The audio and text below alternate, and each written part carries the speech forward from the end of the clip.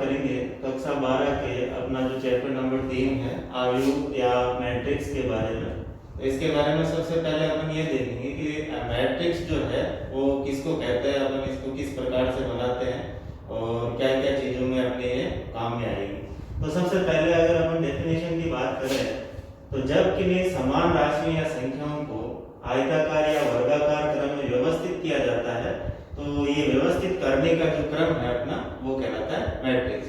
जैसे मान लो अपने पास कोई भी राशियां हैं या कोई भी अगर अपने पास संख्या है, जैसे मेरे पास ये ए बी सी और डी, ये इस प्रकार से 4 मेरे पास राशियां हैं। तो इसको जब मैंने इस प्रकार से आयताकार क्रम के अंदर व्यवस्थित किया है तो ये जो व्यवस्थित करने का जो तरीका है वो क्या कहलाएगा, मैट्रिक्स कहलाएगा। ठीक है, अगर इसको अपन दूसरे रूप में बोलना चाहें तो a matrix is a rectangular array of numbers, symbols और expressions arranged in row and columns। तो इसके अंदर सबसे पहले अपने पास दो चीजें आती है, एक तो आता है रो और दूसरा आता है अपने पास कॉलम। यानी कि जो अपने पास इस प्रकार से ये जो संख्याएं लिखी हुई है ए और बी, इसी प्रकार से ये है अपने पास सी और डी। तो ये वाली जो इस प्रकार से अपने पास ये क्या बनती है, रो बनती है, जिसको अपन रो कह सकते हैं या फिर अगर अपन इसको बोलना चाहें तो पंक्ति कह सकते हैं। इसी प्रकार से अगर संख्याओं को अगर अपन इस प्रकार से देखें तो ये जो अपने पास इसका एक क्रम बना है ये कहलाता है कॉलम, जिसको अपन कहना चाहे तो स्तंभ कह सकते हैं। तो इसके अंदर अपने पास कोई भी जो मैट्रिक्स होती है उसके अंदर अपने पास दो पार्ट है, एक तो कहलाएगा रो और दूसरा अपने पास कहलाएगा कॉलम। तो रो जो अपने पास इस प्रकार से क्षैतिज रूप के अंदर है और कॉलम जो अपने पास इस प्रकार से ऊर्ध्वाधर रूप के अंदर अपने पास जो चीज बनती है वो कहलाएगा इसका कॉलम। ठीक है, अब इसके बाद में अगर अपने को किसी भी आव्यूह का निरूपण करना है तो निरूपण का मतलब किसी भी जो अपने पास मैट्रिक्स है उसको डिनोट करने का तरीका। तो सबसे पहले कोई भी अगर अपने पास मैट्रिक्स होती है उसको अपन डिनोट करते हैं अंग्रेजी वर्णमाला के कैपिटल लेटर से। जैसे कोई matrix A equals to B equals to C equals to, इस प्रकार से। यानी कि कुल मिला के बात यह है कि अंग्रेजी वर्णमाला के कैपिटल लेटर से इसको लिखा जाता है। का मतलब ये जो A है वो अपने को ये बताएगा कि ये अपने पास एक मैट्रिक्स है इस प्रकार से। इसी प्रकार से कोई दूसरी मैट्रिक्स अपने पास B बराबर कुछ भी अन्य अपने पास इसके अंदर एलिमेंट्स हो सकते हैं और इसको अपन जो बड़ा कोष्टक अपने पास होता है उसके अंदर रखा जाता है। या इसका दूसरा तरीका है, दो इस प्रकार से खड़ी लाइनें हैं, इसके अंदर भी अपन इसको रख सकते हैं। तो ये अपने पास मैट्रिक्स को डिनोट करने का, लिखने का तरीका हो जाएगा। इसके बाद में अपन बात करते हैं कि ये जो इसके अंदर जितने भी संख्याएं लिखी गई है ये अपने पास कहलाते हैं मैट्रिक्स के एलिमेंट या तत्व, जिसके बारे में अपन कहेंगे। तो अगर अपने पास कोई भी मैट्रिक्स होती है, सबसे पहली बात तो यह है कि कोई भी अगर अपने पास मैट्रिक्स है तो उसको अपन आयताकार रूप में विन्यासित करेंगे या आयताकार या वर्गाकार रूप में उसको अपन रख सकते हैं। इसके बाद में अगर अपन देखें आव्यूह का क्रम, कोटि या ऑर्डर के बारे में, तो कोटि, क्रम और ऑर्डर तीनों एक ही चीज है। तो इसके अंदर देखो, जैसे अगर अपन बात करें इस वाली मैट्रिक्स की तो इसके अंदर अपने पास देखो रो की संख्या कितनी है, दो। एक तो रो मेरे पास ये बन रही है और दूसरी मेरे पास रो ये बन रही है। तो इसके अंदर रो अपने पास कितने होंगे, दो, यानी कि दो लाइनें हैं इसके अंदर अगर अपन इसको सामान्य तरीके से देखें तो। इसके बाद में दूसरा जो आता है अपने पास कॉलम की संख्या, यानी कि इस प्रकार से अगर अपन इसको देखें तो इसके अंदर अपने पास कॉलम की संख्या है वो भी कितनी होगी, दो। तो कुल मिलाकर के अगर अपन एक मैट्रिक्स की बात करें तो इस वाले की अगर मैं पर्टिकुलरली बात करूं तो इसके अंदर मेरे पास दो रो है और दो ही क्या है, कॉलम है। तो ये जो किसी भी मैट्रिक्स के अंदर रो और कॉलम की जो संख्या है वो कहलाता है उस मैट्रिक्स का क्रम, कोटि या जिसको अपन कह सकते हैं ऑर्डर। तीनों एक ही चीज है।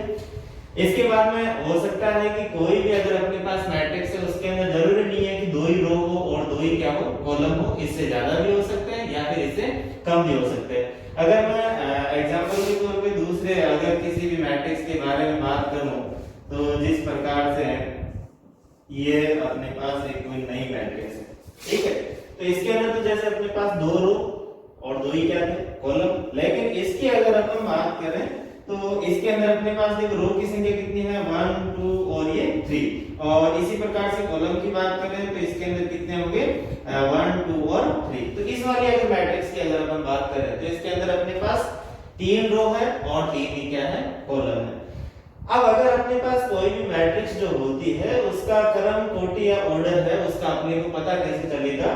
सबसे पहली बात तो है कि अपने पास कोई भी अगर मैट्रिक्स दे रखी है तो उसके नीचे यहाँ पे छोटे रूप में लिखा हुआ होगा m/n। क्या लिखा होगा m/n, जहां पे जो m है वो बताएगा नंबर ऑफ रोज, यानी कि रो की संख्या को कौन डिनोट करेगा m, और n जो है वो बताएगा नंबर ऑफ कॉलम्स, यानी कि उस मैट्रिक्स के अंदर कॉलम की संख्या।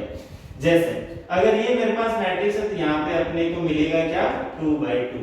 2/2 का मतलब इसके अंदर दो क्या हो गए रो और दो ही अपने पास क्या हो गए कॉलम, यानी कि ये जो अपने पास ऑर्डर या कोटि या क्रम जो होता है उसको अपन m/n के रूप में लिखते हैं, जिसमें फर्स्ट जो डिजिट होता है m वो उस मैट्रिक्स के अंदर रो की संख्या का मतलब पंक्तियों की संख्या को बताएगा, और सेकंड जो अपने पास आएगा n वो उस मैट्रिक्स के अंदर अपने को बताएगा किसके बारे में कॉलम के बारे में। तो जनरली अपन ये कह सकते हैं कि अगर अपने पास कोई भी एक मैट्रिक्स जो दे रखी है उसके नीचे ये जो m/n जो लिखा हुआ होता है वो उसका कहलाता है कोटि क्रम या ऑर्डर, जिसके अंदर फर्स्ट वाला जो m है वो बताएगा किसके बारे में रो की संख्या के बारे में, और ये जो अपने पास n है वो बताएगा उसके अंदर कॉलम की संख्या के बारे में।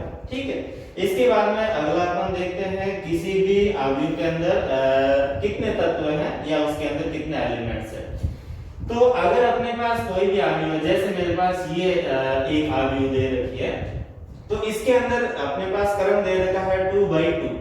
ठीक है, तो इसका मतलब ये होगा कि इसके अंदर दो रो होंगे और दो ही अपने पास क्या होंगे कॉलम। लेकिन अगर अपन अवयवों की संख्या के बारे में बात करें तो इसका जो भी अपने पास प्रोडक्ट या इसका जो भी अपने पास गुणनफल का वैल्यू आएगा वो वैल्यू उसके अंदर एलिमेंट्स की संख्या को बताएगा। जैसे इसमें मेरे पास 2/2 का मतलब कितना आया 4, तो इसका मतलब ये वाली जो अपने पास अवयव है इसके अंदर 4 एलिमेंट है, 4 इसके क्या है अवयव। कौन कौन हो गए, एक तो ये हो गया a11, दूसरा हो गया a12, तीसरा a21 और फिर हो गया अपने पास a22। तो इसके अंदर अपने पास टोटल जो अवयवों की संख्या है वो अपने पास कितनी होगी 4। अगर कोई भी अगर अपने पास मैट्रिक्स है, जैसे मैं इस वाले की बात करूं तो इसकी जो कोटि है अपने पास वो कितनी होगी 3/3। तो इनका जो प्रोडक्ट या गुणनफल है वो अपने पास कितना आएगा 9। तो इसका मतलब ये हुआ कि इसके अंदर अवयवों की संख्या कितनी होगी 9। और 9 कौन कौन हो गया, जैसे a b c हो गया, c d e हो गया, f e और ये f हो गया। तो इसके अंदर अवयवों की संख्या टोटल अपने पास कितनी होगी 9 होगी। इसके बाद में आगे अगर अपन बात करें कि अगर अपने पास कोई भी एक अवयव या मैट्रिक्स दे रखी है तो उसके जो अपने पास अवयव हैं उनको अपन किस प्रकार से लिख सकते हैं या उनको अपन किस प्रकार से डिनोट कर सकते हैं। तो जैसे मेरे पास ये वाले मैट्रिक्स है, इसके अंदर मैंने ये अवयव इस प्रकार से लिखे हुए हैं। तो देखो इसके अंदर जैसे अपन क्रम लिखते थे तो क्रम को अपन लिखते थे किस रूप में m/n के रूप में। किस रूप में लिख रहे थे m/n के रूप में, जिसमें m जो है वो किसको बता रहा था नंबर ऑफ रो, यानी कि उसके अंदर टोटल पंक्तियों की संख्या कितनी है। n किसको बता रहा था नंबर ऑफ कॉलम्स, यानी कि उसके अंदर अपने पास टोटल कॉलम्स की संख्या कितनी है। तो इसी प्रकार से ये जो अपने पास 4 अवयव है इसके अंदर, और इसके अगर कोटि या क्रम की अगर अपन बात करें तो ये क्या है 2/2। अब देखो इसके अंदर ये जो फर्स्ट मैंने लिखा है a और इसके नीचे मैंने यहाँ पे 1 1 लिखा है। तो इस 1 1 का मतलब क्या है, 1 1 का मतलब ये है कि जैसे मेरे पास ये एक एलिमेंट है तो ये सबसे पहले आपको ये देखना है कि ये कितने नंबर रो में आ रहा है, यानी ये मैट्रिक्स है मेरे पास, इसके अंदर ये वाला जो एलिमेंट है वो कितने नंबर रो के अंदर आ रहा है। तो रो की अगर मैं बात करूं तो ये किस रो में आ रहा है फर्स्ट रो में। इसका मतलब फर्स्ट जो इसका डिजिट है 1 वो बताना है किसको रो की संख्या को। इसके बाद में ये चेक करना है कि ये वाला जो मेरे पास एलिमेंट है वो कितने नंबर कॉलम में आ रहा है। तो कॉलम इसका कौन सा हो गया फर्स्ट, तो इसका मतलब इसको अपन डिनोट करेंगे किससे a11 से। 1 पहला जो 1 आ रहा है वो बता रहा है रो की संख्या को, और सेकंड जो रो अपने पास 1 आ रहा है वो बता रहा है कॉलम की संख्या को। अगर अपन इसी प्रकार पास इसकी बात करें तो इस वाले अवयव के लिए रो नंबर कितना हो गया इसका फर्स्ट, यानी ये पहले ही रो के अंदर है, तो इसका मतलब ये वाला जो पहले वाला वन जो दिखा रहा है अपने को वो बता रहा है इसके रो की संख्या को। और सेकंड इसमें आ रहा है अपने पास कितना 2, तो देखो ये हो गया फर्स्ट अपने पास कॉलम और ये हो गया सेकंड कॉलम। तो इस वाले एलिमेंट के लिए रो नंबर तो कौन हो गया फर्स्ट ही, तो इसलिए फर्स्ट आ गया, और कॉलम नंबर कौन हो गया सेकंड, इसलिए यहाँ पे क्या आ गया अपने पास सेकंड आ गया। इसके बाद में अगर अपन इसकी बात करें तो ये वाला जो अपने पास एलिमेंट है तो इसमें देखिए ये रो नंबर कितने में आ रहा है 2 में, इसलिए फर्स्ट कौन आ गया 2, और ये कॉलम नंबर कितने में आ रहा है फर्स्ट में आ रहा है, इसलिए यहाँ पे अपने पास क्या आ गया 1। इसका मतलब ये हुआ कि फर्स्ट जो मेरे पास ये जो संख्या है वो बता रही है किसको, रो की संख्या को, और सेकंड जो है मेरे पास डिजिट वो बता रहा है किसको, कॉलम की संख्या को। अगर मैं इसी प्रकार से इसकी बात करूं तो इसका रो नंबर देखिए ये फर्स्ट हो गया, ये कितना सेकंड, तो ये कौन से में है सेकंड रो में, इसलिए यहाँ पे क्या लिखा गया है 2। और फिर अगर मैं कॉलम की बात करूं तो ये हो गया फर्स्ट कॉलम और ये हो गया सेकंड कॉलम, तो इसका कॉलम नंबर भी कितना हो गया 2। तो इस प्रकार से इसको डिनोट करने का तरीका है वो मेरे पास क्या हो गया A22।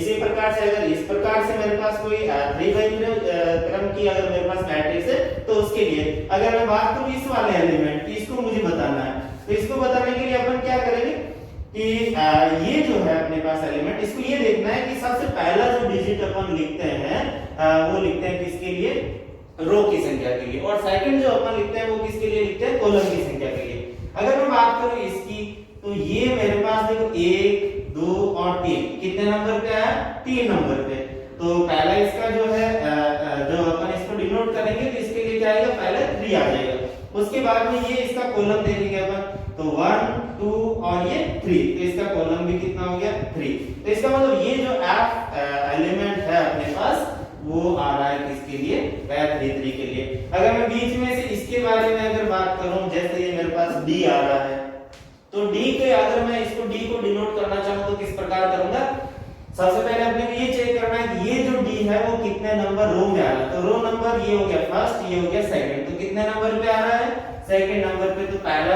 अपने पास जो इसको डिनोट करने का तरीका उसमें फर्स्ट जो अंक है वो अपने पास कितना आ जाएगा 2, फिर देखना है कॉलम, तो ये हो गया फर्स्ट कॉलम और ये हो गया सेकंड कॉलम। अब देखो ये अपने पास सेकंड कॉलम में आ रहा है और सेकंड रो में आ रहा है, इसका मतलब ये 2 2 हो गया। तो ये जो अपने पास D आ रहा है इसके लिए अपने पास इसको डिनोट करने का तरीका अपने पास क्या हो गया A22। अगर मैं इस प्रकार से इसकी बात करूं E की, तो E के लिए देखो अपने पास क्या होगा कि E वाला जो अपने पास एलिमेंट है वो कितने नंबर रो में आ रहा है, फर्स्ट किसको देखना है रो को देखना है, तो कितने नंबर रो में आ रहा है सेकंड नंबर में, तो यहाँ पे इसको अपन लिखेंगे कितना 2। E के लिए अगर अपन बात करें तो रो नंबर इसका कितना हो गया 2, फिर देखना है इसका कॉलम, तो ये हो गया फर्स्ट कॉलम, ये हो गया सेकंड कॉलम और ये हो गया अपने पास थर्ड कॉलम। तो इसके लिए E को जो अपन डिनोट करेंगे तो इसको अपन करेंगे किस प्रकार से A23 इस प्रकार से, ठीक है। तो ये हो गया अपने पास कोई भी जो अपने पास अवयव होता है या मैट्रिक्स होती है तो उसके अंदर अपने पास जो भी एलिमेंट होता है तो उसको अपन किस प्रकार से डिनोट कर सकते हैं। अब जैसे मेरे पास ये इस वाले अवयव की मैंने बात करी थी, ये 2x2 क्रम का है, इसकी अगर मैं बात करूं तो ये मेरे पास 3x3 क्रम का है। कोई अन्य अवयव है जो मेरे पास 2x3 का भी हो सकता है, 3x2 का हो सकता है, 3x1 का हो सकता है, 1x3 का हो सकता है, 4x2 का हो सकता है, 2x4 का हो सकता है, इस प्रकार से किसी भी क्रम का हो सकता है। उसके अंदर केवल आपको ध्यान ये रखना है कि उसके अंदर जो भी फर्स्ट वाला नंबर आ रहा है वो उसके अंदर रो की संख्या को बता रहा है और सेकंड जो भी अपने पास आ रहा है वो कॉलम की संख्या को बता रहा है, ठीक है। इसके बाद में क्रम जो है वो अपने पास किसी भी प्रकार से हो सकता है। अब देखो इसमें अपने पास जो कोई भी अवयव होता है उसके कुछ अपने पास अलग अलग टाइप होते हैं, अलग अलग उसके प्रकार होते हैं, तो वो अपने पास क्या होंगे। उससे पहले अपन एक छोटी सी चीज के बारे में और बात कर लेते हैं, वो है अवयव की समानता, इक्वलिटी। तो अगर अपने पास कोई भी दो अवयव है और वो दोनों समान है, ठीक है, तो कोई भी दो अवयव समान केवल और केवल तभी हो सकते हैं जब उन दोनों का ऑर्डर या कोटि या क्रम क्या हो, समान हो। यानी कि कहने का मतलब सीधा सा अर्थ ये हो गया कि अगर कोई भी दो अवयव हैं तो वो केवल और केवल तभी समान हो सकते हैं जब उन दोनों की कोटियां क्या हो, बराबर। तो कोटि बराबर होने का मतलब ये हुआ कि फर्स्ट वाली जो मैट्रिक्स है और सेकंड वाली जो मैट्रिक्स है, दोनों के अंदर रो और कॉलम दोनों की संख्या आपस में क्या होनी चाहिए, बराबर होनी चाहिए, तभी वो आपस में क्या हो सकते हैं, समान हो सकते हैं। जैसे ये मेरे पास एक आव्यूह है ए और ये मेरे पास दूसरा आव्यूह है बी। अगर ए और बी दोनों बराबर हैं तो इन दोनों के बराबर होने के लिए अनिवार्य रूप से अपने पास ए तथा बी दोनों की कोटियां भी क्या होनी चाहिए, समान होनी चाहिए, तभी ये क्या हो सकते हैं, बराबर हो सकते हैं। अगर इन दोनों की कोटियों में थोड़ा सा भी कोई भी चेंज है, अंतर है, तो ये दोनों बराबर नहीं हो सकते। ठीक है, तो किन्हीं भी दो आव्यूह की समानता के लिए सबसे पहली और अनिवार्य बात जो है वो अपने पास ये है कि दोनों की कोटियां क्या होनी चाहिए, समान होनी चाहिए। नंबर एक बात ये।